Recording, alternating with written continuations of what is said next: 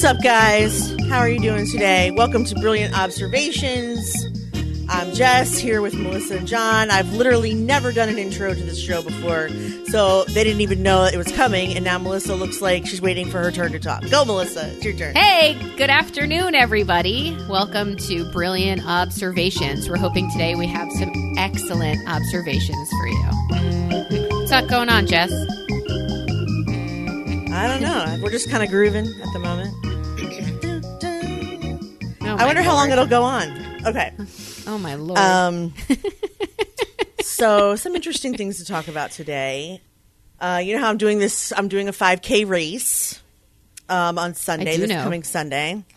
And it has brought up a lot of silly shit for me this week, none of which have anything to do with my athletic ability, which is humorous. Because that's what you would think a 5K would matter. But it's more like a rally, I guess. So I'm not worried about running. By the way, are you doing it with me? I'm going to try. Okay. That means no. No, I just have to figure out child stuff and who's staying home, well, who's because coming. It's like early. It's like 9 in the morning. And they're saying like shuttles start from the elementary school to the place at 6:45. Shuttles? Yeah, I guess you have to park in like an elementary school and take like a little shuttle. I don't know. Yeah. I don't see that happening for us. No, I don't either. I'm surprised it's going to be happening for me. But anyway, I really wanted to raise, I made a goal of $5,000 thinking I could raise it in 2 weeks. And then the way I started to get donations coming in, I was like, oh, maybe I can raise it in 1 week. So I started not hammering, but I started posting more often, like don't forget. And it would be awesome if I could do this in a week. Like it would be a huge accomplishment. And I did it, but before I did it, like by Friday, I was like, I can't post about this anymore. I can't post about this anymore. I can't post about this anymore because like last Sunday, my little Isaac was like bullied a little bit, and I was dealing with the school and their public school bullshit way of dealing with that. And then, you know, posting about Emily every single day, pictures of her, looking through video of her, trying to find the right thing to post. Like it was emotionally exhausting. And then in the news, everything started to be about Nicholas Cruz, and I was getting my manicure, and the whole thing, the whole report the whole time was about how many times the police were called and people were warned, and they were, you know, and it upsets me because all these situations have one thing in common, and that is that we only react after the fact. Like there can only be something done after a crime's been committed, after someone's suicidal, after someone's homicidal. Well, it's too late then. And that's the way that we deal with everything. Mental health, discipline in schools, everything. And then, you know, people are like, oh, what do you think about those kids in Florida? I'm so inspired by them. And I was like, are you? Because they're doing what we've not done, which is protect themselves. They're trying to prevent something from happening. We don't do that for them. We've never done that for them. We only clean up messes. We don't help them figure out how to not make any, ever. And it infuriates me. So anyway, I'm getting to the funny part. So I asked Nate to do the walk with me, and I asked his father if he wants to do it. He was like, I don't know if I can walk that far because he just had surgery. And I was like, okay, well, what? You can spend the night if you want. And that way you can hang out with Isaac and Scott, and I'll take Nate to the thing, and then I'll come back. So he says, fine. We hang up. Don't make a face. I mean, it's my ex, but like, whatever. It's her father. I think it's wonderful that you guys can do something like that. And I mean, it's not like it happens every day. He hasn't slept here since Emily was missing. And before that, never. And when he did, you weren't even there. It was just him and Scott. It was which to was amazing. Take my place. Yeah, it was amazing. So I hang up and I was like, Scott, that's okay if Rob stays here, right? And he goes, yeah. And then he thinks for a second and he goes, make sure the whole time he's here you're wearing a bra. Point taken. I was like, point taken. Wait a second. I was like, why has he been listening to Rob's podcast about how hot his ex-wife is and the rack on her and what tits she's got? First of all, it upsets me you feel that you have to tell me that. And secondly, I've given birth twice with this person. He has seen all the things. All of the things. He's not but seen not it like in in 2 decades, years. right? 20 years. We've not been married since the year 2000. I mean, but still, I was like, Did my mother just somehow come through you? That's so a thing my mother, like, you're trying to control if my ex-husband sees my boobs through my shirt. I don't know. I was just like, who are you? Why do you even, oh God, it was just so dumb. Don't give him a table dance. Yeah. Don't let him see your boobs. I was like, and I told Elsie, and she goes, the boobs are powerful. Like, she texted me back. She goes, the boobs are so powerful. And I'm like, they are. They're not hypnotizing or mesmerizing. I don't know. I almost got a glimpse of yours the other night, and I'm pretty sure we were all in my I'll family show them to you mesmerized. right now. I assure you, you won't need to see them again. John's in. Marco. Porno. I'm just saying, they're you know, he was married to me for 3 years. It's nothing. It's certainly not better than it was then, for sure. That was it? In 3 all years? honesty, to Scott's point, is that your ex-husband can just think back in his mind and conjure up you naked. Yeah, he doesn't even need to see it in person. He has it in his Neither head. do It's I. in his It's bank. already in the With bank. me. Same with me. So why care if I'm wearing a bra? I wouldn't. I mean, if I was Scott, was he joking? Could that have been a joke? No. If he's joking, Really? he should have just said, blowies just for me and no one else. I mean, it shouldn't If have he been was- wear a bra. He wasn't joking. He goes, just make sure you're wearing a bra. And I was like, all right. And then I thought about it for a second, and I was like, do you really think you have to tell me that? And he was like, I don't know. It's just the first thing that came to my head. And I was like, you think I'm so stupid I'm just going to walk around in my pajamas with no bra in front of my ex-husband who I haven't been married to in 18 years? What if you wear just a bra? What if you're just a bra and matching panties and walk around the house like that? According to Scott's rules, it's perfectly okay. I mean, what if I wear, a bra and a thong? Here's a crazy story. I saw Scott's mother in her bra. Pardon me? That's Wait, right. what? I saw Scott's mother How? in her bra. I don't know. You took a video or something, and I saw a video with you, Scott, and Isaac in your bedroom, and your mother-in-law was walking around in just a bra. Oh, no. And I sent that to you, and oh, no. So sorry. So I didn't just- know So that. you know what? And it So you wasn't know a what? big Did we deal. not Scott address burned. this then? Did we not address this then? I didn't think I brought it up, but since you just brought it up, I mean, again, I see something, I'm like, there's Scott's mom in a bra. That's in the bank First now, of all, too. everyone has seen that bitch in a bra because she got a breast reduction, and then for months and months and months, she was constantly lifting up her shirt going, look at my scars, to anyone who would be in her store. Easy. I know, some people have no shame. Sorry, I missed that. I missed that. Because I Jeff. saw your scars, now I'm scarred. Yeah, but now John has it in his bank, so Well, it's out just there. saying. It's just an observation. It's what we do here. Yeah, even the brilliant ones. Yeah, I'm surprised by that. So I did see how quickly you raised that $5,000. That was very impressive. 1 week, baby. And it's still kind of coming in. I have a feeling that when you get done, you'll have 7 by the time everything's said and done. It would be awesome to have 7. I know I'm their top fundraiser, and I wonder if I hope they don't. They don't what? No, you hope they don't what? I don't want anything to be said about it. But like on the page, Why would on someone the say- attack addiction, Okay. because, they're just like, they do like a whole welcoming thing, and you know how it is. Oh, yeah, you don't want to be singled out because you're the highest. No. Yeah, I know. I don't like that kind of spotlight either. No, I don't. But like, I noticed the other day they were like, it's been so tiring and so exhausting, and the comments from the donors is really what makes a difference. And then you read them, and most of them are to me about Emily. Oh. I mean, How do you explain to them you want to go? How do you explain to them you want to walk anonymously? Well, again, it's just, But listen, bitches, I'm famous. What can I tell you? I can do that. I have pull. When I say I'm doing something, people respond. You're welcome. Now give me cake. It says, not going to lie, pulling together at 5K that will draw upwards of 3,000 people is no joke. It takes an awful lot of time and energy. Virtually everyone involved is planning it as a full-time job. There have been times our eyes ache. We can barely complete sentences, but it's truly a labor of love. Sometimes when I'm feeling defeated and completely exhausted, I like to scroll through the donation page and read the notes. And then it's like, love you, Jess.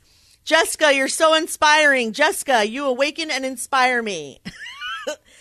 Thank you for doing this for Emily, Jessica. And I was like, ah! Jessica. Emily. I mean, it's not Ugh. all, but it's a good amount. And it was like, oh, God, I'm so embarrassed. Well- She probably just copied and pasted. Yeah, exactly. That means you can't be late to this walk. That means you have to wear lipstick, and that means you have to walk, especially if they're going to single you out, much to your chagrin. Doesn't matter if whether she makes it to the end or not. it means that they still get the money, and it's still a tribute to Emily, and it's still a great thing to do. Yeah, I'm very proud of you. Very, very proud of you. Yeah, proud. All right, Jess. All right, so I just wanted to tell you guys about that. Oh, did you guys watch Schitt's Creek? Yes. Nope. Yes. Did you see this week's Schitt's Creek? No. Shh. Don't ruin it for me. No spoilers. I'm not going to ruin it for you. But I love the first joke right before they go to the credits is so fucking funny. I wanted to share it with you guys today. Like, apparently on the internet, someone has reported the mom being dead. And she's very much alive. I'm very much alive. And right. No, but first the children come out and they're like, oh, you're alive. Okay, great. And then the dad was kind of horrified. She's kind of horrified because she gets flowers. Johnny has flowers. And then the doorbell to their hotel room rings. She opens the door, and it's a huge bouquet of pink carnations. She goes, well, this is the straw that's broke the camel's back. I mean, who sends pink carnations? What is it with carnations? But she's a lot. It's not that someone thinks she's dead, but that they've sent such tacky flowers. It's the shittiest of all filler flowers. It's not just a filler flower. It's the shittiest of all filler flowers. They don't taste good. They're just terrible. Well, it's funny because I saw Jessica Jones, and at the end, her friend was in the hospital, and the overbearing stage mother comes in and with a plant, and she walks over and she goes, "Oh, who sends carnations?" So I was like, yes! I was like, they're that's the also shittiest. A classic joke. That's a very funny joke, though. Who sends pink carnations? Anyway, that's a good impression too. I love her. I love all of them. Moira, I love Catherine O'Hara too. You got to watch that show, John. It's insanely funny. it's really It's well on Pop written. TV. Yes, it is. here's the funny thing about TV now. There are so many shows out there that all these great shows go by. Can't even keep up. You don't even know. I'm dying to find a good show to watch. You know Eugene Levy? Yes. Yeah. His son wrote this and did this, and they're both in it, and his daughter's in it too. Did you know? I think his daughter's Twyla. I think His that's daughter's Twyla. Yes, Twyla. that's exactly So right. it's like a family. It's so funny. The only person that's not in is the mom. Dan and Eugene play father and son. The mom is Catherine O'Hara, and the daughter's Annie Murphy, who's I think one of Dan's childhood friends. I read, but not the real sister. The sister is the waitress, Right. and she's also really funny. The last episode with her trying to meet a man was quite funny. Well, Jess, you put something up on. I'm going to try to do a little tangent here. You put something on Facebook today about Kevin Smith, how he was 47 years old and he had a heart attack. And Massive heart attack. The Widowmaker he had. Yesterday, yeah. So I didn't know this, and I'm not Last night. a big Kevin Smith fan. I haven't watched any of his movies or anything, but I know a ton of people that are huge Kevin Smith fans. So I went to Twitter to tell one of my friends. I said, "Hey, did you hear about Kevin Smith?"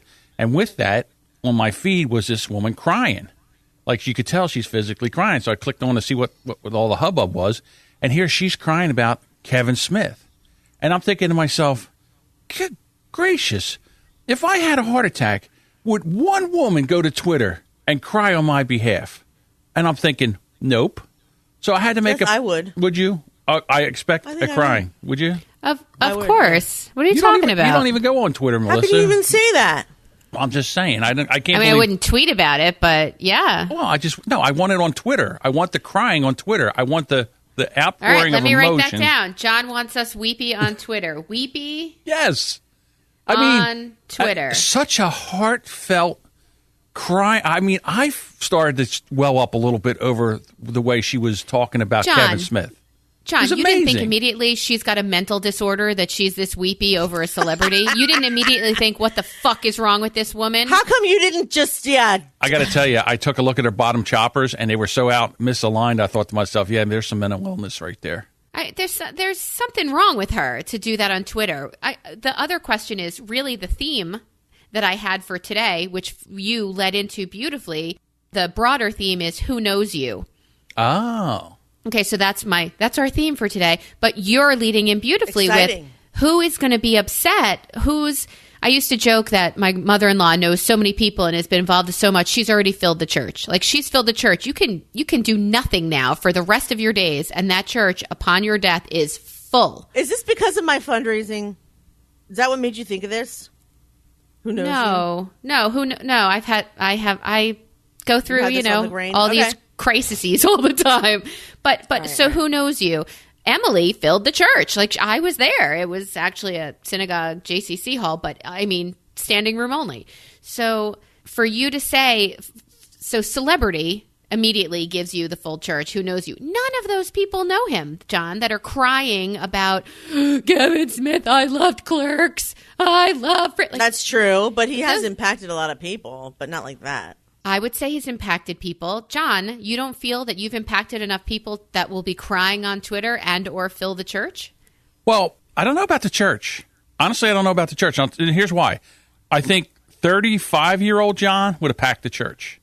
56-year-old John?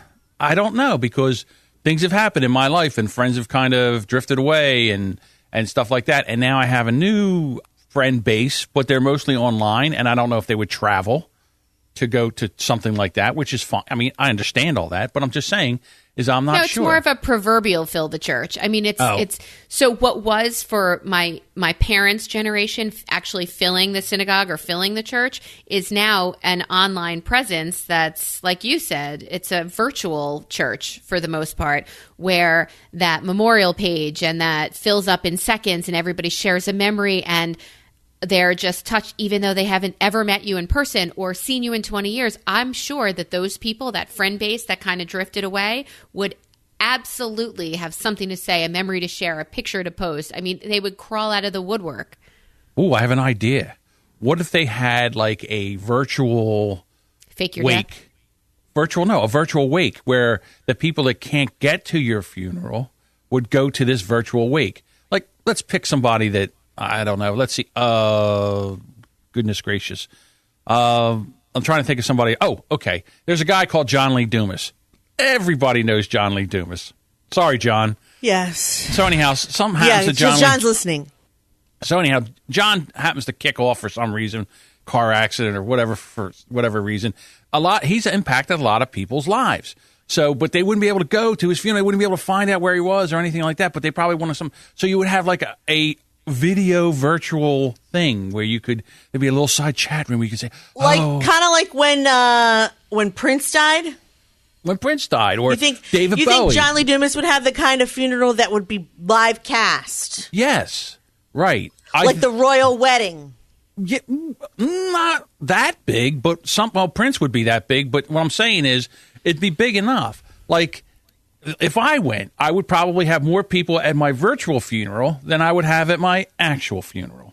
I've never seen a virtual funeral. Have you? No one's ever done one. I just invented it right now. I've had a virtual baby shower, and that was fun.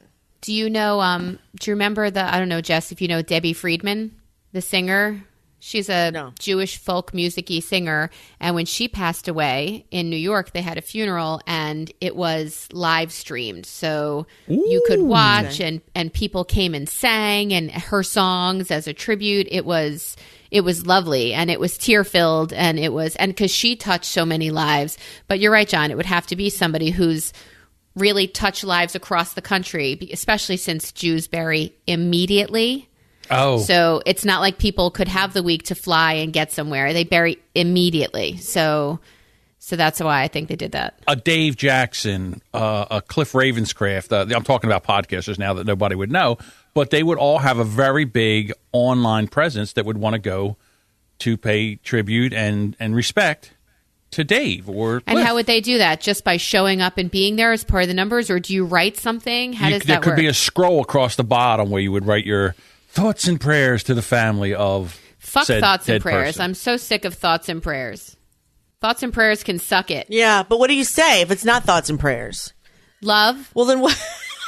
Love, and here's Can't money wait for to this fix to be it. over because I want cake. Okay. I want cake. Love thoughts and don't and prayers support. are good for almost every situation. If you're not going to say thoughts and prayers, I want Melissa's answers or replacements of thoughts and prayers. Plots and players. Thoughts and prayers. Bitch, pull it together. That's easy for you to say. Now, do you want to try it again? So or do I not easy. Do I want to leave that in there, or do I have three to? times fast. Take it out. No, I'm just saying. I don't know what to do with that. It's it's so funny. I think I have to leave it in. Who used to do that? Oh, it was Bill Cosby when he was at the dentist. But hey, who's my mouth? Yeah. My lip. My lip on the floor. Yeah, I think what you need to do is make a drop out of it. I don't think you pull it out. I don't like to say thoughts and prayers either. I usually say I'm sending strength and hugs, love. and I'm love. so sorry. There we go. What can we send besides strong? Yeah. See, strength and... What's Melissa's alternative to thoughts and prayers? I send love and a chocolate dick. I don't know, man. I just... No, you don't. No, I'm so sorry. I hope you feel our love. I hope from there you can feel our love. And here's a chocolate dick. That's a good one. I because like that. thoughts and John, prayers what do you say besides nothing? I see. This is why I have such a big problem with death, because John sees tragedy and runs in the opposite direction as if it's chasing him. Yeah, I do. It's horrible, but I don't know what to do. I see something that's tragic, and I want to write something, and I sit there and I write it out, and I'm like, tick, tick, tick, that's bad. Then I write it back out, and I don't know what it is. It's paralyzing. Death to me, for somebody else, is paralyzing to me. That's so stupid. Well, because you have all that experience that you know that paralyzing when you had it. So, but just so you know, they do want to hear something. They don't have. They're not looking for you to use the right words and hit just whatever. My answer is always, we're sending it out. I hope you could feel our love from there, from here, from wherever. And we send food. It's what we do. Yeah. Okay. You used to go to the Second Avenue Deli and send a 2-foot chocolate babka and call it a day.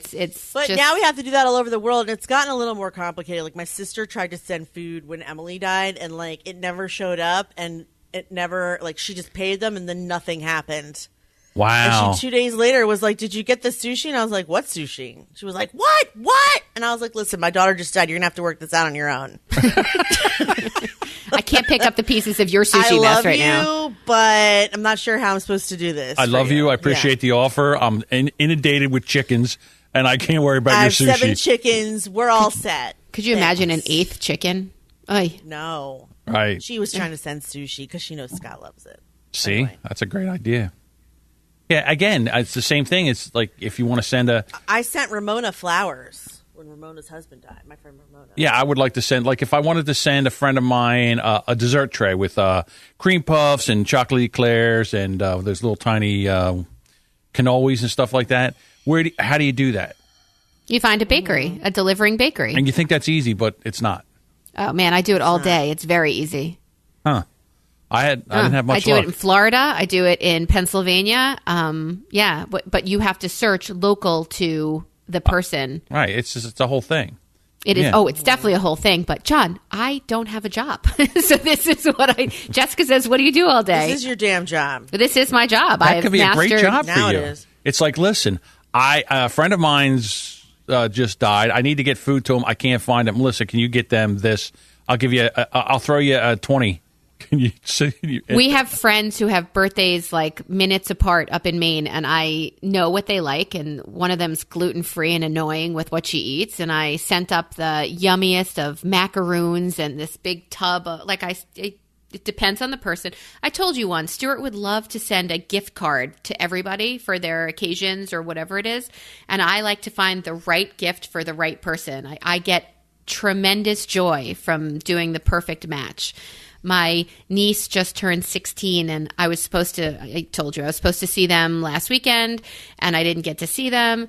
So I have this Coach purse that I got for her because she's 16 means you're going to be driving. So she's going to need a place to keep a wallet and keys. And because she's young, I'm guessing she doesn't own anything nice. So this hopefully would have been or will be when I ship it, her first nice purse and a matching wallet. And it's just the right gift for the right person. Whereas my brother would look at it and say, what the fuck does she need this for? We're returning it. We'll get the money. We'll eat tonight instead.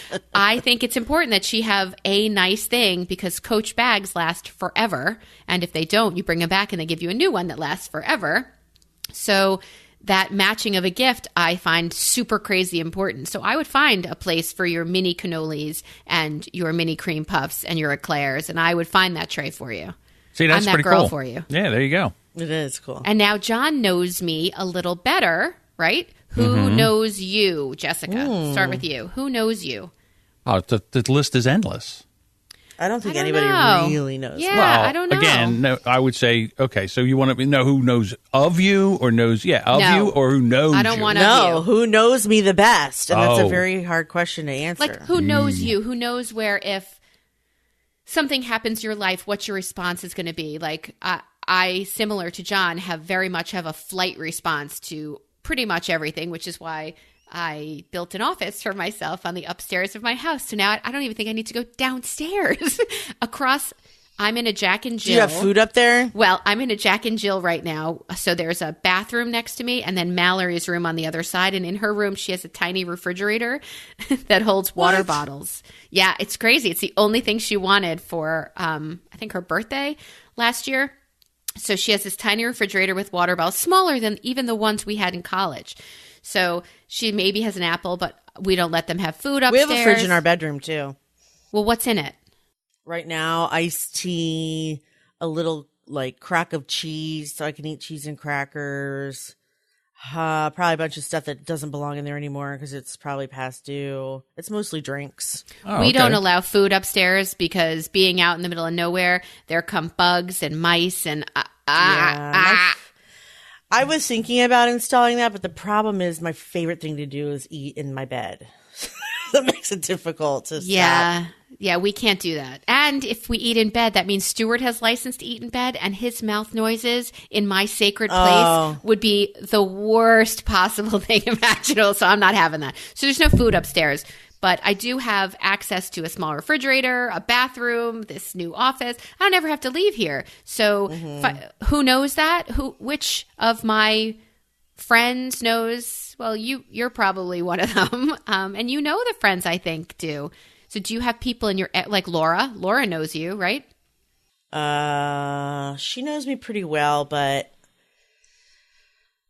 the problem with Laura and most of my in-laws, they have feelings I have to walk on eggshells about, so I can't be fully myself. She knows me well in certain regards.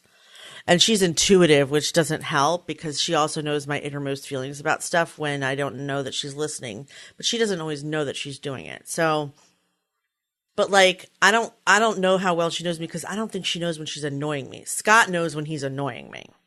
Oh, okay. You know what I mean? It's good to have a partner who knows you. Yeah, Scott knows me probably the best. My sister is probably the second person simply because she's probably the most she's like me in some ways and not like me in other ways. I don't know who knows me the best. I know Elsie knows me really well, but she's a polar opposite of me. I mean, the question is, it's hard to define how to tell you. The real question is coming from this is, how do you know how well someone knows you?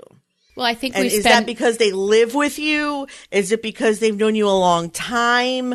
Or is it because they inherently know what you're going to do and how you're going to react to stuff before you do? Like, if that's the case, it would probably, still all three of them. It would be my sister, Elsie, and Scott. Probably. I think we spend so much of our adult life and even adolescence figuring out who we are in the first place and how that changes over the course of time. Well, that's part of the problem. I don't know who the fuck I am. Yeah, so as we figure it out. Come to think of it, huge identity crisis. That is true for Jess because on one episode she thought she was polyamorous, and then on another show she thought she was right. Remember, knowing her asexual, right? But knowing her, don't you just polyamorous know? And asexual, yeah. But don't you just know she's a contrary bitch who's trying to get a rise out of people? Don't you just know that she's that was only partly true. I guess I would say that probably there are people out there that know me better than I know myself. I also think that when I say, I don't even know who I am, I think these other people, especially my sister who's known me since her own birth, since I was 2, she can probably tell you the core fundamentals of my personality and who I am as a person. She knows I don't lie. She knows I'm bossy and I have a big mouth. She knows that I will kill anyone that tries to come near her with any kind of an unkind word. She has it's like a biological knowing. That's how my sister knows me. Scott, on the other hand, can order for me from any restaurant. Oh, so that's any good. restaurant at any time. He knows what I like to eat. He knows what I can't stand. He knows what I could try and possibly like that I've never tried before. He knows me really, really well. And he remembers all of it like an elephant. Like he knows my kids better than me when it comes to like what they want to eat and how they're going to react to certain movies. Like he could pick a movie for me. He could pick a place to stay for us. Like he knows me really, really, really well. But because he's my spouse, does he Get know out of how my I head. feel? Does he know how I feel about being a spouse? Does he know how I feel about being a mom? Does he know how I feel about I'm sure he knows how I feel about being heavy, but he's never known me when I wasn't a little bit fluffy. You have, Melissa. Oh, yeah. So I remember walking into a bar with you and saying, all right, whoever gets him first. Yikes. You remember me at a time of my life when I don't remember much, to be honest with you, because my parents had just gotten divorced and I was very high and drunk a lot of the time. So I don't remember a lot of what you probably remember at all. In fact, I don't know what my personality was like then. I don't remember having any arguments with anyone. I don't know if I was fun, spaced out, smart. I'm sure I was witty because I've never had a time in my life when somebody hasn't told me to do stand-up comedy. So I'm assuming I was funny then, but I don't remember how or why. Do you know what I mean? So, I mean, I wouldn't say, because of that, again, similar to my sister, I think you know my inherent fundamental core me, but does that necessarily, and I mean, actually, since we've kept in touch all this time, you've probably seen my personality changes, and I would say you know me pretty well. In fact, probably more than the other D Sharps. I'm not looking for the Melissa, you're the best, you know me better than anyone. I know, but I'm thinking it through though. But I love watching, even for myself, I love watching process? that evolution of person, knowing that there's a core that's the same, but you're still trying to figure out how these different layers of life, layers of experiences are help shape and to watch all of those things change. Jess, you've had a lot happen over the last, even look at the last 10 years of your life. So even this confident, sassy person that I knew in college, funny as hell, and truly, you had a confidence that I never, ever had.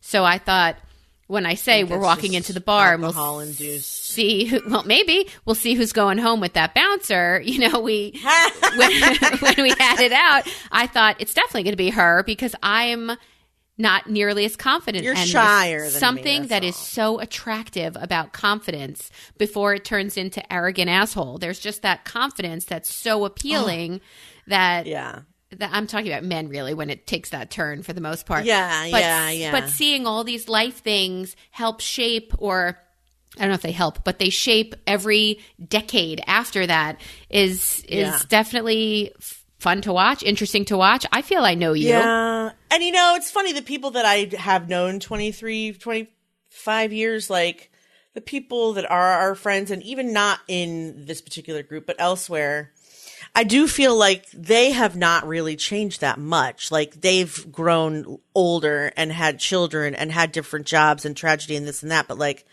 they're not really different. There's only one of us that I would consider to be vastly different from how they were in college. But the rest of us are fundamentally exactly the same. Even you. Yeah, and probably me. I'm fundamentally exactly the same. You are probably more outspoken now and definitely more confident now because you are well loved now. And that's something that I think you never had before didn't or never understood before. Even as your own, you have blossomed under the love of another, or the unconditional love of another human being, a kind human being. And it's made you better. You're a much better version of Melissa than you were then. I'm sure you're crediting Stuart as that human being, but there are several human beings and that your have children and loved your me. friends. That I'm like, are you sure? I was crediting Stuart because that's the confidence part. Are you sure this is the person that you right here? all of this? Better than the one that was going out to the bars picking up the bouncer every night? Yes. John, your turn. Shut up. What? My it's turn. Your turn. Who knows you? We never fought over the bouncer, by the way. First of all, he was a waiter. Second of all, we just took turns. I don't recall ever having an argument about it. No, we definitely I just took dated turns. him at There was times no that argument. you didn't. Yeah. Did you flip for it?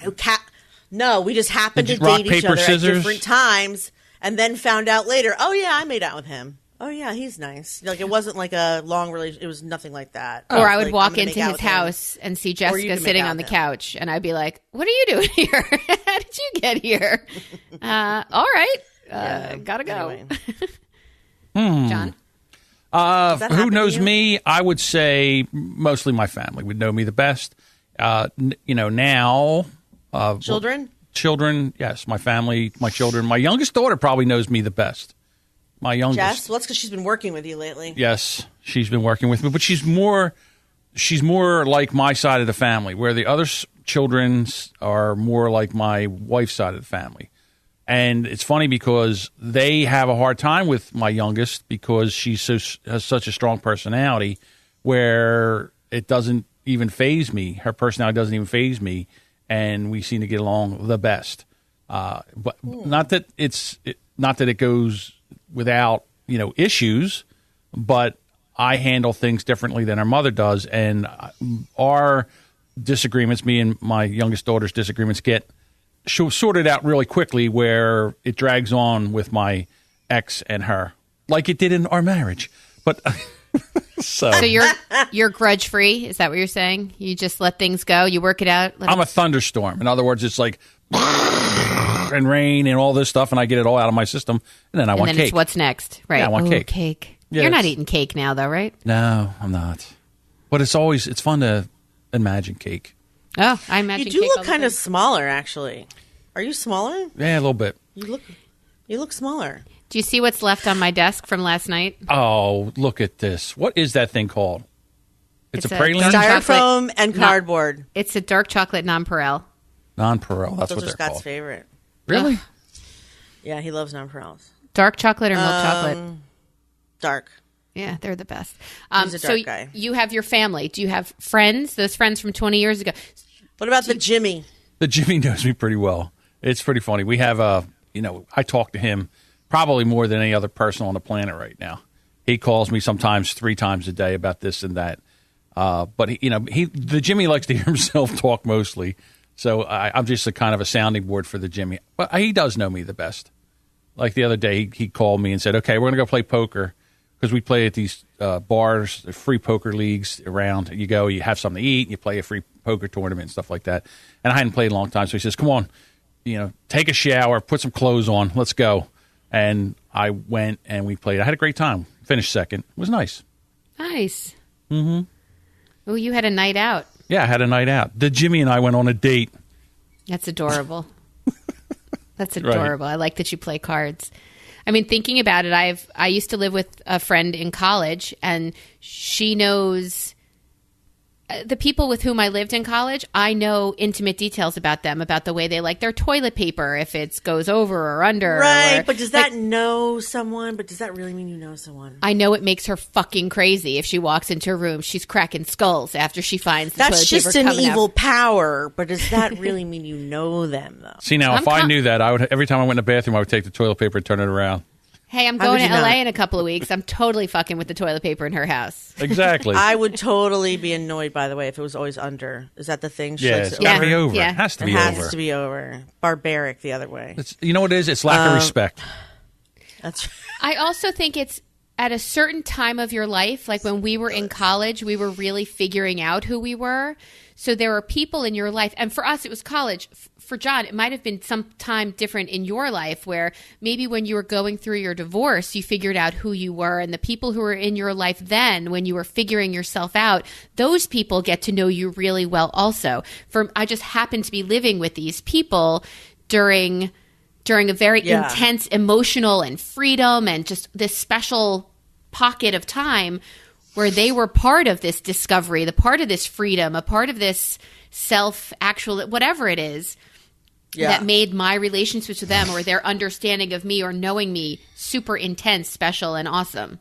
To be honest with you, who knows you like now and then who knew you 10 years ago? Because I think as people, we go through, I know when I was in high school, it was like John 1.0. And then when I got out of high school and I started working for my father, it was John 2.0. And then when I went out, I quit my job and I went back to college, it was John 3.0. And then when I got out, I left college and I went into the elevator business, that was John 4.0. And now I'm in into this, and it's John 5.0. So I've already had 5 different incarnations of myself. Right. So the person that knew me at John 2.0 and saw me now. What John is this, 5.0? Yeah, I'm John 5.0. All right.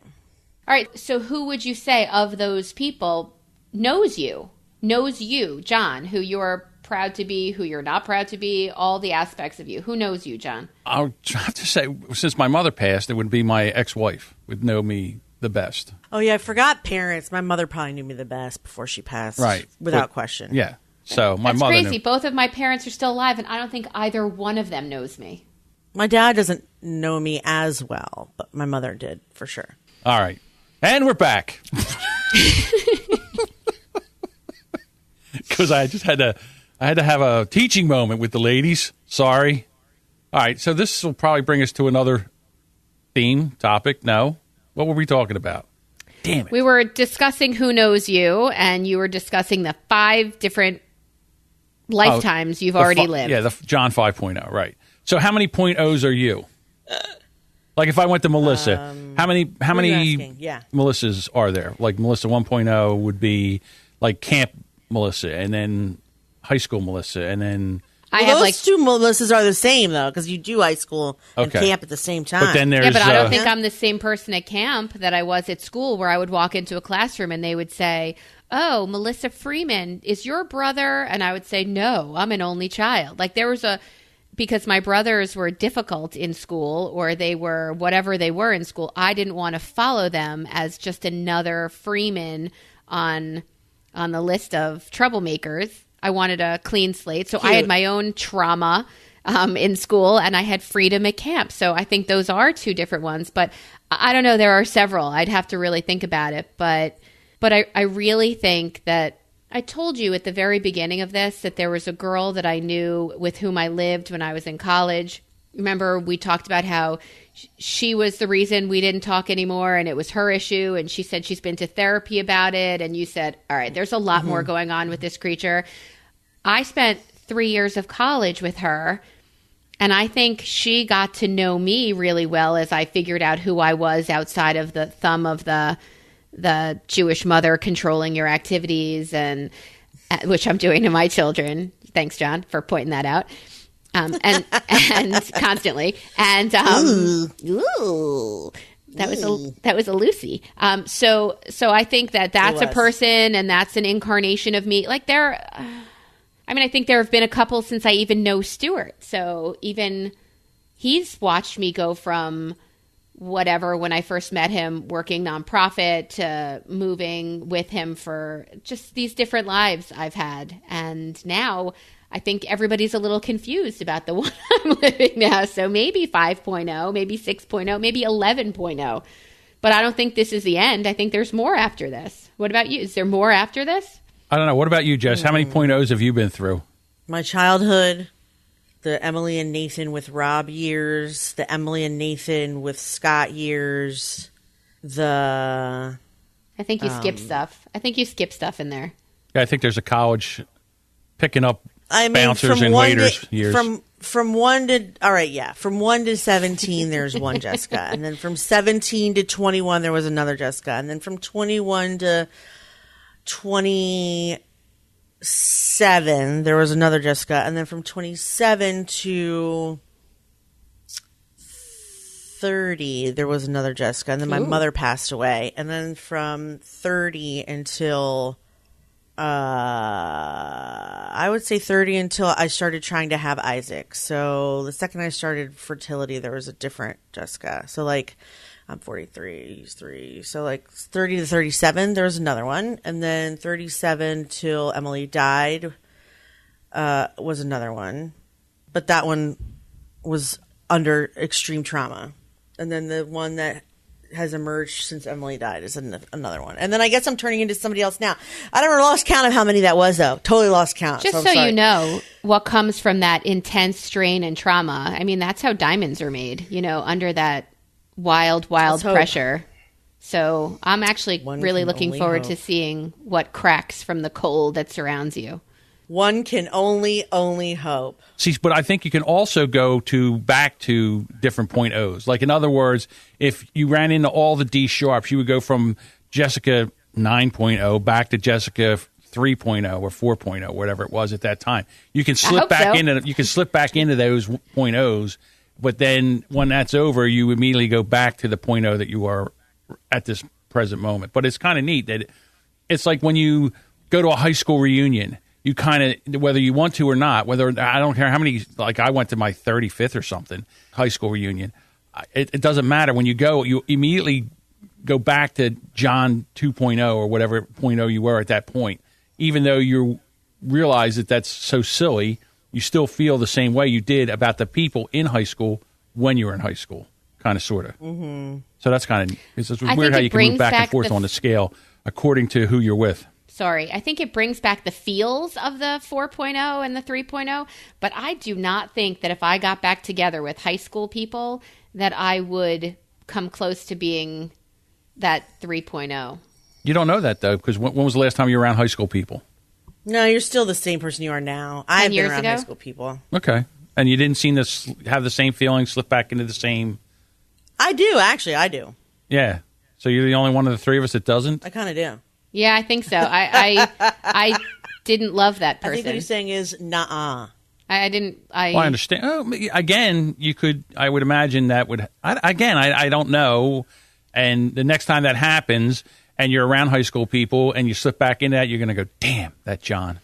We did the, do you remember kind of thing, but we didn't do the, let's go do something stupid like we did before, or let's talk. I don't know. It's more of it's not that, I understand the remember, but it's almost like the feeling you have where there might be an insecurity around people, like that, you don't want, okay, here's what I'm talking about. You wouldn't walk up to the people you didn't talk to in high school because of maybe they were jocks or whatever. You would not, even though now you're a totally different person, you wouldn't walk up to those people and have that same conversation, even though they could be, I don't know, working, they could be a barista somewhere, and you are where you are right now. But you would still have that same kind of caste system, I guess. I hear what you're saying, and what comforted me about my 20th, I think it was that all of those guys that I wouldn't have spoken to are now very different. They are not hot jocks. They are a little thicker around the middle, fat. A little less hair on top. And to be honest, I guess, I don't know, what was that, 10 years ago? I looked much better then than I did in high school. And I felt much more confident to walk up to them and say, well, hello. Look who's done better. Look who hasn't. I felt much more comfortable doing it then. Look who outside Melissa's box. Ding! Look who learned how to use product. And look who has no hair left to use product. Like, I definitely felt more confident there than I ever did in high school. I was that ugly duckling-ish story that, well, didn't get that much better, but I felt more confident at least. Jessica taught me confidence. I took that new nose and I went in there. I taught you confidence? Yes, 1,000 times yes. Me? You think me? You're one of them, yeah. Awesome. You're one of my empowering sisters. Very interesting. Cool. So where do we go from here? All right, so I'm trying to think, where is John 6. When is John 6.0 going to arrive? And what's it going to look like? Well, hopefully he's going to look a lot thinner, but we'll see. I don't know. Same with me. Yeah. He's already looking thinner. You're already on the right track for that. But again, there's still times where, you fall back into that, I don't know, whatever. Yeah. You always drop back into a 2.0 or you downshift. You always I call that downshift carb city. You always fall back into carb city. And then you pull yourself back out. That's true. Carb city. Mm-hmm. I've got a fever of 100. Yes, Carb City is where I fell into this weekend. But right, you said it. You crawl out and you're back in 5, looking to 6.0. Right. Mm-hmm. There you go. Jess, where are you going from here? 6.0 or 14.0? I was just asked in that group, in the life reentry group, like who I'm going to be now, I guess. I'm slowly figuring it out. I guess reluctant advocate. Oh, interesting. I think comedy is going to be a much bigger part of what I'm doing. I hope so. I still am not sure this show is funny. But this show? I think it's a good show. But but I don't know if it's funny. Okay, so I know what you're talking about because I do a show also that I was trying to do that I really wanted to be funny, and then what happens is it turns into almost a catch-up session or where you're talking about topics like we do right now, but is it bang, bang funny, and how does that work, and how do you sustain that week to week to week? I think it needs, yes. I've been thinking about, actually, Who I Am has really been relating to this show for me for a couple reasons. Because I hear like Howard Stern and Preston and Steve and morning show type things. And then I watch like Jimmy Fallon and like they all have these like segments or bits that are like funny every time. And we don't necessarily have that. And even talking about topics like who really knows you and who are you, like there's definitely funny stuff said, but is that the same as having a comedy? And do we want to have a comedy or do we want to just sort of like explore these topics? I mean, the show name is the same regardless. And I do think we're humorous, but is it a comedy show? And I've never written a comedy show, so I don't know. Well, everything you've talked about, like you said, is a comedy show, and they have writers, okay? And we don't have writers. We throw up topics, and we come on, and we talk about it. Now, right. The problem is that, like you said, there are funny things said, but how do you boil that down? Where writers go in, and they start throwing things out, and then they start condensing that. It's almost like you have to make you take a topic and then you talk about it, then you make a reduction. So then you start hammering it out. Yeah. We don't really have you don't have the time. I mean, that would take forever. If you and I, Melissa, were like if we were stand-up comedians and we were working on an act, we would fine-tune the shit out of it. This podcast would help us by allowing us to say our bit, and then the other two would laugh, and then they would add on to it, and then it's a good way to refine your bits. But like. I've never written a comedy show, so I don't necessarily know that this is that, or if I want to learn how to write it, or if I do like it the way it is. I don't really necessarily want to change it. So are you complaining about it? No, not necessarily. I am just exploring. You asked me who I'm going to be in this next version. Yes. And I do want comedy to be a big part of it, but I guess what I'm saying is, do I want this to be a part of that, or do I just like it the way it is? Because we can't really reboot it again. Well, that might be something that we could work out off air. That might be a converation for us off air. Well, no, it's better to do it on air. Howard Stern always hashed out everything on air. I always hash out shit with Elsie on air. It's more interesting to the listener to hear the process, I think. Well, I would just like to hear listener feedback. We don't get that as much. Listeners, I think, like it the way it is. See, first of all, I don't really care about listener feedback right now for the simple fact that how do I even know they're funny? So and what do I even know them, and do I really respect their opinion? I have no idea. But what I'm saying is, of course you can change this show. This is episode 17.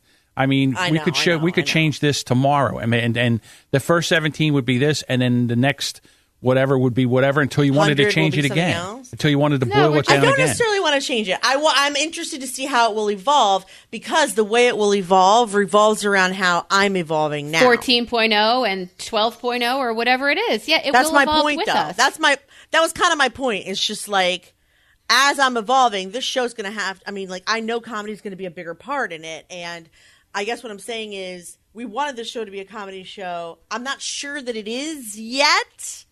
And I'm wondering if part of me being more of a comedian is tweaking until it is a comedy show, or at least some semblance of what. Do you feel like it's a comedy show, Melissa? You look like you're both annoyed and surprised by this revelation. I think it's an entertainment show. Yes, that's true. It's entertaining, at times funny, and entertaining at times. I mean, you deal with some heavy ass issues. I mean, you've been throwing out but some who doesn't? Of the, right. So real life, your situation issues. So as far as entertainment goes, 2 thumbs up. As far as comedy, sometimes yes, sometimes not so much. But I think it's all fine. And yes, as you evolve and you get further in this, and as I evolved and I get further in this, it will evolve with us. And we will look back at episodes 1 through 20 and say, do you remember when we thought it was super funny exactly right. to tell everybody our shit? Right. So, and even when I first started working with you on She Podcast, you guys just yammered on, and then you decided one day that you wanted to do segments, and you hashed it out on the show, and you said, like when we do the news, we should have something where, we just have the news show. And then with that, you said... The news you can use. And with that, and you said, John, can you make a promo for that? And then after that, so now I can't do that. So hang on a second. The news can't believe you can use for the informed podcasting news. But he's right. That came about. I remember now. He's right. That came about me making fun of Elsie wanting to have a news section, and I was like, today on podcasting news. So we're feeling it out. Yeah, in a way, we're kind of feeling it out, and then it went from that to different. I don't mean segments. for us to sound defensive about our show. I think I just meant like I think that as my comedic skills are honed, I think our show will change because or I guess what I was saying is, or do we want that, or do we want to leave it how it is? I guess it's more of a question. I think it's got to be funnier. Go ahead. Well, when we talk, you say, I don't have to prepare for this show. And the fact of the matter is, if it were a comedy show, you'd have to prepare more for it. And I don't know that that's... You did a roast. How much did you prepare for that roast? How long? A shit ton. Give me hours. Give me how many hours did you prepare? Hours. All right. How long? 5. How long were you on stage? 5 or 6 hours. 7 minutes. Okay, so you were amazingly funny in those 7 minutes because you took hours and hours and hours to prepare. Right, but I was by myself. But yes. Okay, so now this show, we come down. I stumble down the steps at 9:35 in the morning. I open up the mic. I go to look at the Trello. I wipe the sleep boogies out of my eyes. I don't eat them. Do you eat them? No. And then I look to see what we do, and I'm like, okay, let's be funny. Shut your hole. I'm just saying, it's one of those things where you actually would have to do almost a pre-show. Like, we would have to talk about this show on Friday, about what's going to happen, the topics, and then we would, in our minds, we would kind of bring things up to do the show. My other show, the show that I do, I'm doing that show all week. I'm looking at topics. I'm putting them on the board. In my head, I'm doing that show all week. So then I sit down and I start to do that. And in the middle of my bit, my co-host interrupts me and totally derails my bit. And then we go off on a tangent and then we do it. And I want to throat punch him from here. Like I want to actually throat punch him. So as you try to do a show like this, could we do segments? Absolutely. That's why we have Outside Melissa's Box. Do we ever do outside? We don't ever do outside Melissa's box. It's only there for, it's only like a drop. Melissa doesn't leave her box. But Melissa, when I do you have a new box one every week, though? She doesn't. When I leave my box, I prepare them. So we should have like an outside Melissa's box segment. Again, I think segments work. And you were going to do a quiz every week? When was the last time we were going to do a quiz? You were going to do a quiz every week. I started to type up all those TV shows we were talking about. And we were supposed to. That's right. We were supposed to do a 32-show comedy. Which one was the best show? We talk about it, and then we do nothing. And then we go, this show's not really that funny. Well, of course it's not. So I start by writing stuff down, and I start by having all these topics. Why can't I mock you? I can mock you. This show's not funny. I don't talk like that, first of all. I don't talk like that. I picked that up from Melissa. I love Melissa. That's her imitation. Stupid impression. I do not talk like that. I don't talk like that. I don't have that. What do they call that when you do that? I don't. When you end your sentences with that, it's called a something. A vocal fry. A vocal fry. Yeah. I'll never forget. I edited one show for this Asian woman out in San Francisco who did interior designing, and whenever she talked, she ended every sentence. That's so annoying. Like this. That's when you hang up. It's the worst. And so by at the end, as in the middle of the show, I'm like, and that will be terrible. And it was so funny, but I was like, this is almost a comedy, but it's not. So yeah, we could do segments. So let's try it next time. So we'll have to be more diligent about segments. And here comes the chocolate dip. I'll try and think up some more. And yeah, you're right. I have to take it. You're right.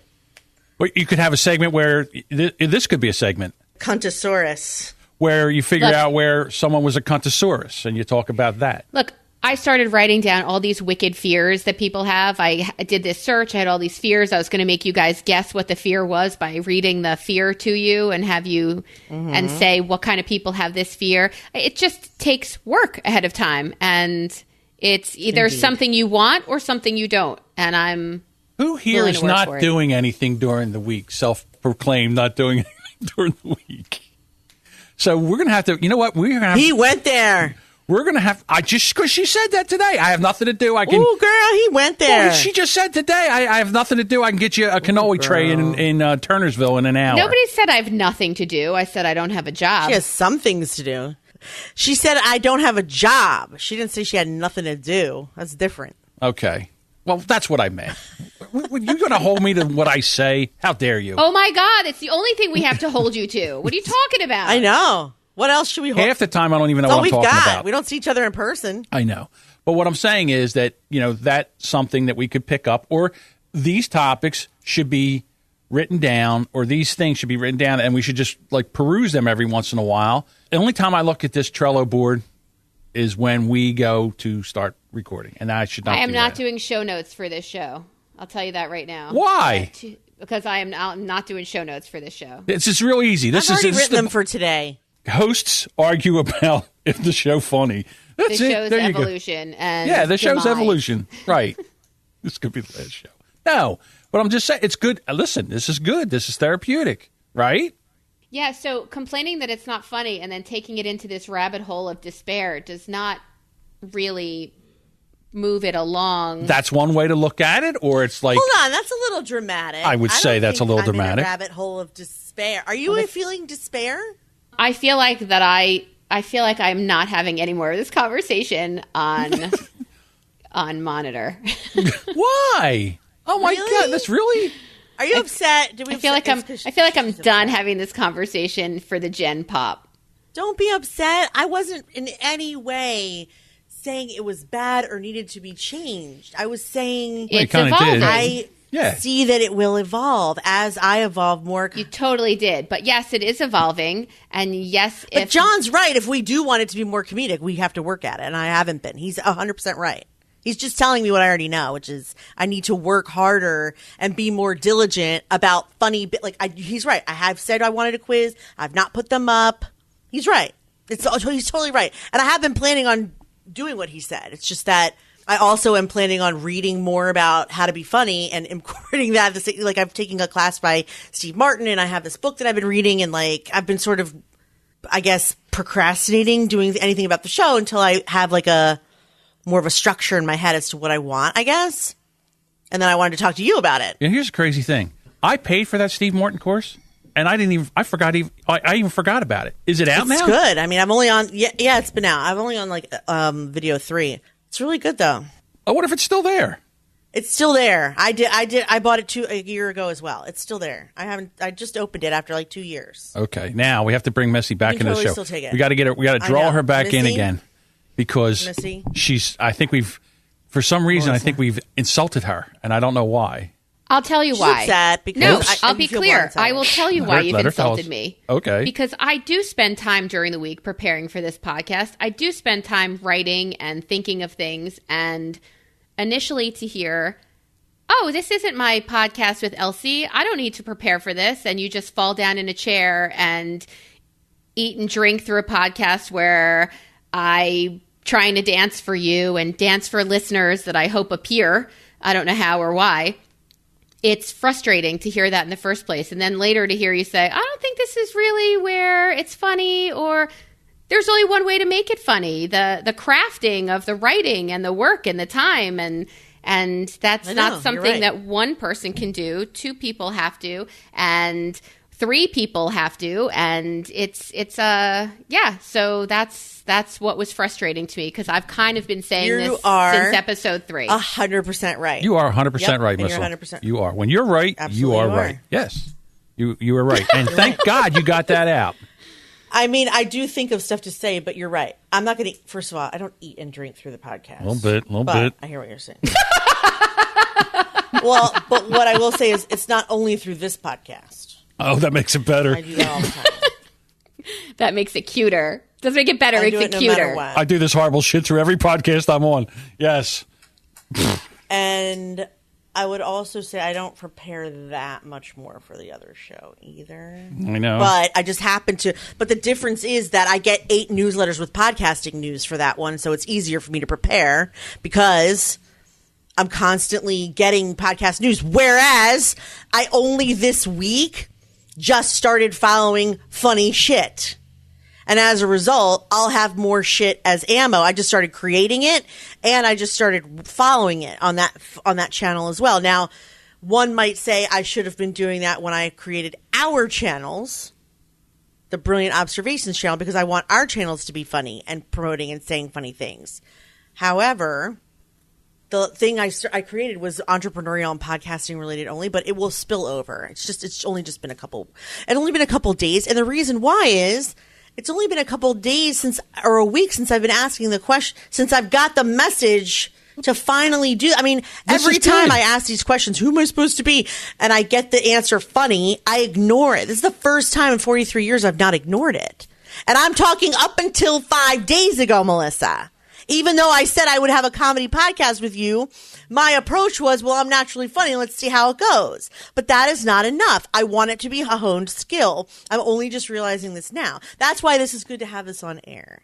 Well, so somebody who's listening can understand not just the process, but like that sometimes you just wake up one day and go, oh, holy shit. Oh.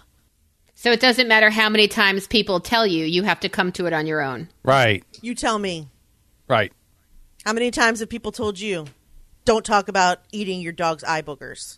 Oh, that's funny. I'm never going to stop. Although that's disgusting. But have you listened? No, you have not. Although that's disgusting, and I Yeah. can't stand it, and it makes me I feel stuff coming up in my throat. When I listen back to that, that's some of the funniest shit, just our reaction to the eye boogies.